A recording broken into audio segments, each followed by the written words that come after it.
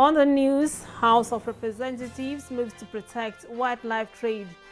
This bill strengthens the legal framework for Nigeria in combating wildlife trafficking. House Committee on Host Communities summons Managing Director of Anno Gas Company Limited. By their actions, is making us to believe. And Kebbi State House of Assembly suspends member representing Birnin Kebbi North constituency for alleged misconduct. Good evening and welcome to Parliamentary News coming to you from Abuja, the nation's capital city. I am Lami Ali. The House of Representatives is considering Endangered Species Conservation and Protection Bill 2024 as part of a multifaceted approach to tackle the issue of wildlife trade. Deputy Chairman of the House Committee on Environment, Tese Ugbo, stated this at a policy dialogue with stakeholders in Abuja. Praise Nwachuku reports. The Interpol cautions that illegal wildlife trade is becoming one of the most lucrative criminal activity, with proceeds running to about $20 billion annually. To curb this trend, which analysts say threatens biodiversity, the policy dialogue advocates a multifaceted approach, such as stricter enforcement of laws, community engagement, and international cooperation. This bill strengthens the legal framework for Nigeria in combating wildlife trafficking. It models the provisions of existing guidelines and establishes more stringent penalties for offenders, thereby serving as sufficient deterrents to intending offenders. The aim is to dismantle the wildlife trafficking networks and disrupt their supply chains. In his submission, the Minister of Environment, Balarabe Lawal, who was represented by the Deputy Director, Department of Forestry in the Ministry, Razak Adekola, said outdated laws and legislations remain one of the challenges confronting sustainable forest and biodiversity conservation in the country. Strengthening of the policy, legal, and institutional framework is pivotal to our national approach to tackling biodiversity loss, environmental challenges, and climate change. The increasing population, coupled with transboundary crime, particularly wildlife and forest crime, has continued to mount pressure on natural resources.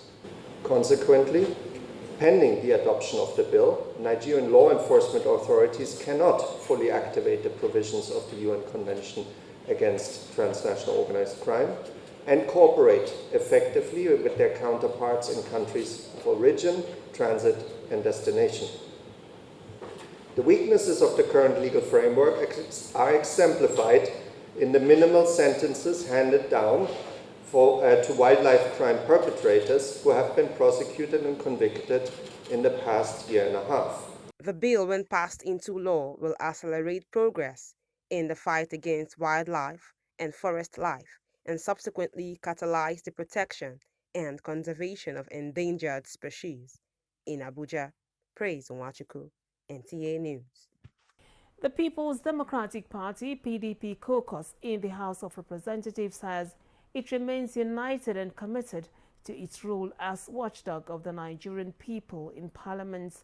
Leader of the minority caucus in the House, Representative Kingsley Chinda, stated this while briefing National Assembly correspondents after the third meeting of PDP lawmakers in Abuja on Tuesday. The House of Representatives caucus also agreed to call on all party caucuses, the Board of Trustees, National Executive Committee, and the National Working Committee of the party to embark on reconciliatory measures with the view to resolve all litigations that are pending and that has hindered the party in any way whatsoever from having a substantive national chairman.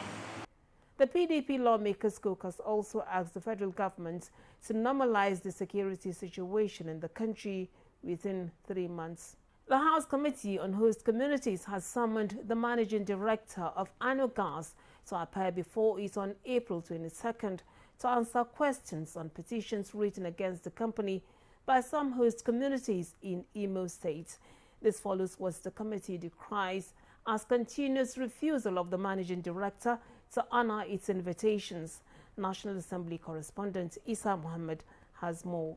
Following petitions by communities in Ohaji, Egbema local government area of Imo State, and some oil and gas producing communities in the Niger Delta region against Ano Gas Processing Company Limited, but the company has not responded despite several invitations by the Committee on Host Communities. The committee expressed dissatisfaction with the attitudes and actions of the managing director of the gas company, describing it as disrespectful.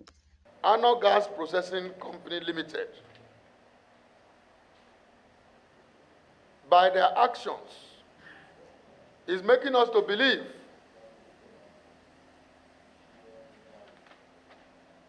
that they are in complete breach of the Petroleum Industry Act. Because I'm surprised that they are still running the GMOU, what we call the Global Memorandum of Understanding, in this modern time. The petitioners allege non-compliance with the Petroleum Industry Act (PIA) by the company, neglect of the host communities in provision of modern infrastructure such as electricity, hospital, motorable road, schools, or scholarships to better the lives of the people, despite being an oil and gas producing community since 1958. They appeal for thorough investigation into the matter for adequate compensation. The committee commends the host communities for their maturity in channeling their grievances and assures them that justice and fairness will prevail. From the National Assembly, Isa Muhammad, NTA News. Now, more than 3,000 legislative aides for members of the National Assembly are undergoing a 3-day training to be equipped with the requisites for their duties to enable them be on the same page of the agenda of the legislators. Muhammad Rabiu Ali reports that the training is put together by the National Institute for Legislative and Democratic Studies, NILS. The legislature is the backbone of any democracy, and its role is to make laws, exercise representation, and conduct the oversight of the executive arm through elected representatives. These broad and tripartite functions are, however, cumbersome for legislators to achieve it alone, hence the engagement of competent aides to support them. This 3-day capacity building, therefore, is tailored to enable you to blend to your skills and experience into the process of legislative governance. Experts therefore urge participants to put in their best and leverage on the skills and knowledge acquired from the training to enhance legislative duties. As a human being, each time you are called upon to be taught, or each time you are called upon to learn, you know very well that there are things you know how to do that you learn to do better.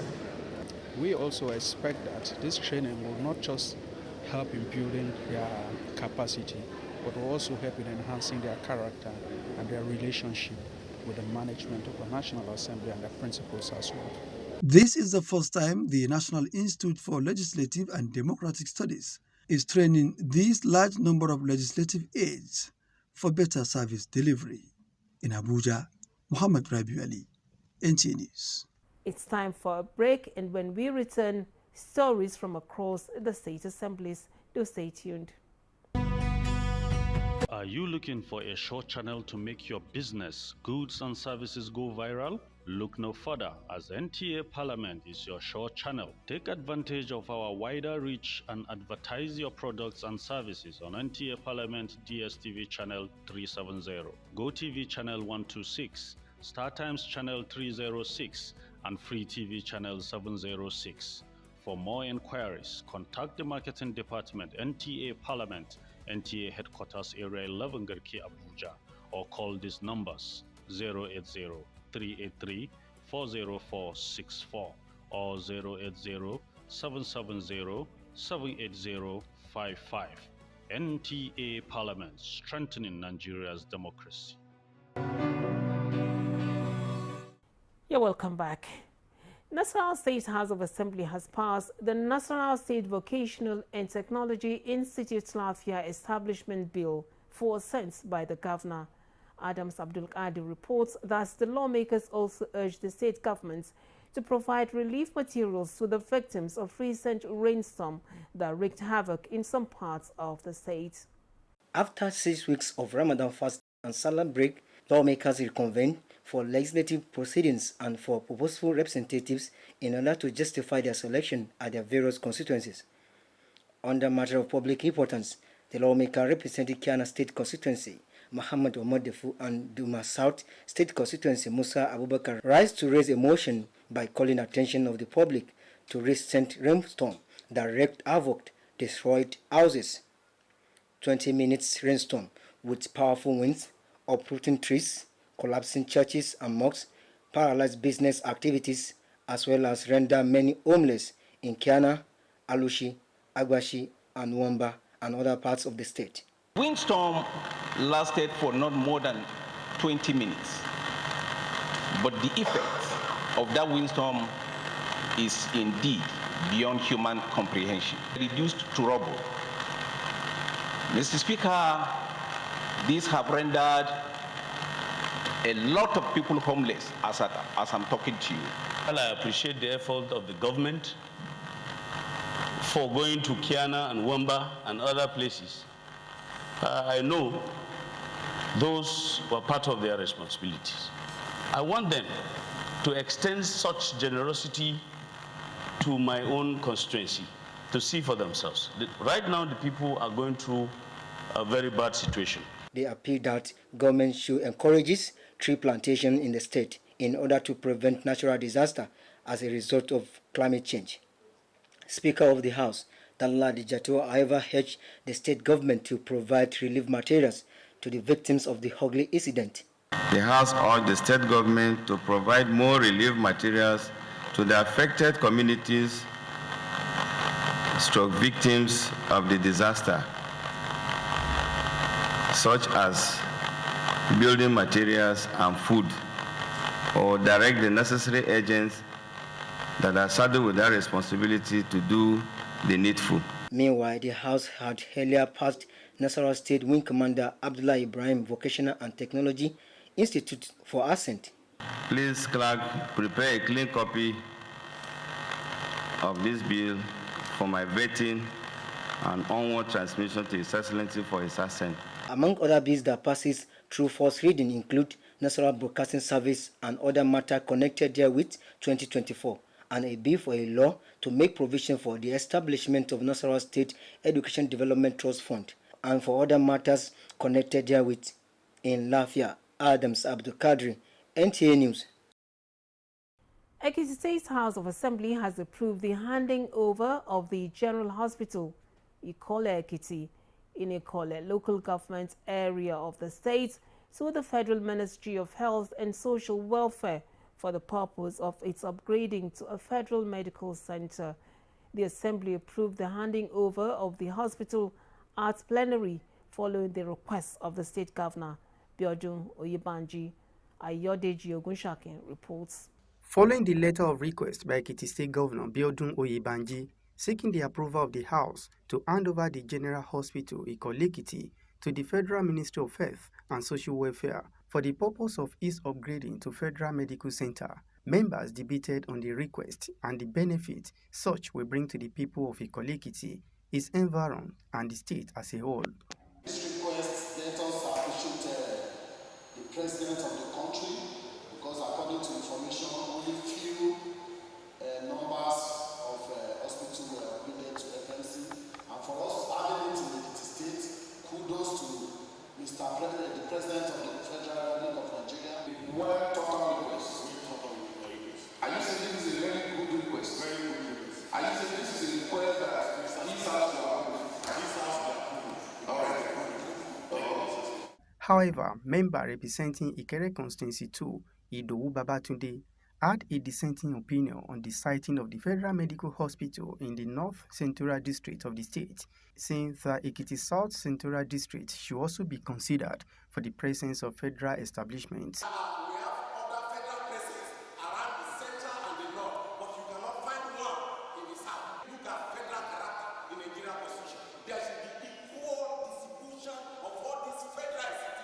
With the contributions by members, the request was put to votes and consequently approved. The House has also passed Ekiti State Local Content First Amendment Bill 2024, following the submission of the reports of the Joint Committees on Works and Transport, Investment, Trade and Industries, Due Process and Sustainable Development Goal.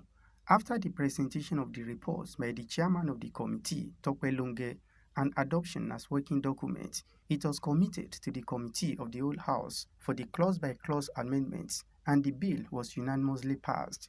The House also raised motion order matter of urgent public importance, condemning attack on Oyo State House of Assembly complex by some alleged group of agitators. From Ekiti State House of Assembly, Ayode Jogunshakin, NTA News. The chairman of the House Committee on Public Petitions, Delta State House of Assembly, Marcio Munade, has presented the reports on the alleged unlawful dismissal of Ugochukwu Solomon from civil service by the Delta State Civil Service Commission. Godfrey Nzekwe reports that the Speaker, Emomotimi Guwo, also presented a letter from the Governor for the nomination and confirmation of the immediate past Permanent Secretary, Government House, Edwin Ogidi Ogigbaje, as Chairman of the Bureau for Pensions. Presenting the report of the House Committee on Public Hearing, the Chairman, Matthew Omonade, narrated the petitioner's case, the respondent's submission, investigative hearing, committee findings, and the recommendation. The House unanimously adopted the recommendation of the committee to discountenance the petition for lack of merit, uphold the dismissal it carried out on the petitioner to serve as a deterrent to other defiant civil servants, affirm the dismissal of the petitioner from the Delta State Civil Service Commission, and urge the House to bar the petitioner from presenting this petition again before the Delta State House of Assembly. The petitioner appeared in person when this petition came up before the committee and gave evidence to substantiate his complaint against his alleged unlawful dismissal from the Delta State Civil Service by the Delta State Civil Service Commission. The petitioner stated that until his unlawful dismissal, he was a staff of the Ministry of Agriculture and Natural Resources, Asaba, where he worked as a veterinary technologist in the veterinary department. That sometime in 2013, he fell sick and informed his director, who gave him oral permission to treat himself, and upon resumption, the petitioner should present a medical report which the petitioner did not tender because he treated himself traditionally using herbal drugs. Coming from that angle, which is 26, paragraph 26 of this report before, I want to support what the committee's finding to carry and all this out to adopt this report unanimously. Now that the committee has gone global, so this petition, because I have the mandate of my people, to stand beside the petition so that veterans and the people who represent will know that when they come in here to give us something that is not real, that this house will do justice. Those in favor of the motion as moved by the majority leader and seconded, say aye. Those that disagree,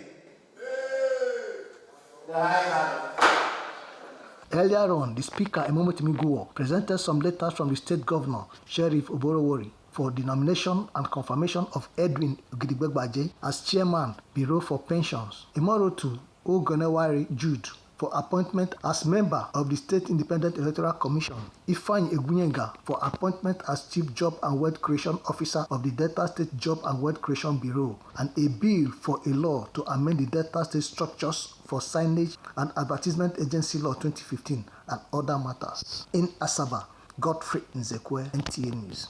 Bayelsa State House of Assembly has screened and confirmed Dr. Enikezimini Daniel as chairman of the Bayelsa State Board of Internal Revenue. Speaker of the House, Abraham Inogberi, as plenary opined that Dr. Enikezimini Daniel was cleared, having met all necessary requirements as chairman of the board. Baratua Peri Awe, who was at plenary, brings us proceedings from the House. As part of the constitutional responsibility of the Bayelsa State House of Assembly to screen and confirm eligible persons before appointed into sensitive office of government, the House once again carried out this responsibility when Dr. Iniekezimini Daniel was thoroughly screened, posed with sensitive questions regarding the current revenue base of the state and possible ways of increasing IGR when confirmed. Dr. Iniekezimini Daniel, with his wealth of experience as former Permanent Secretary, Ministry of Finance, and former Accountant General of Bayelsa State, reeled out some of his plans and programs which he said is capable of improving the revenue base of the state, thereby providing adequate funds for Governor Dayediri-led Prosperity Administration to execute projects and ensure development in the state. Except we are able to address these matters properly, we will not get a number of companies and businesses that will help to boost the tax base of Bayelsa State. So perhaps, as a policy, we should go to the roots of these arbitrary taxes, address them to make the environment conducive for expansion of business. Speaker of the House Ibrahim Ngobere and other lawmakers advised the nominee to see his appointment as an avenue to serve the state and not to enrich himself. They charged Dr. Iniekezimini Daniel to ensure he matches words with action, collaborating with stakeholders to ensure the revenue base of the state improves. Bayelsa State is one of the lowest in terms of internal generated revenue among committee of states. So I pray you have a lot of enormous responsibility to raise the internal generated revenue and remit it appropriately to the state treasury. Let it be said in the history of Bayelsa State that when we became the chairman of the Board of Internal Revenue, that Bayelsa was able to generate revenues that we never had before. Please try and make the difference. Try and improve IGR. Try and also make it other revenue generating ministries and agencies, so that you know what's really happening in the states. Different people collecting revenue at different points. It's almost impossible to bring goods into the state, and I really believe that that must affect our market prices as well. So ultimately, the people of the state are suffering from that. The poor man on the street is really suffering from that.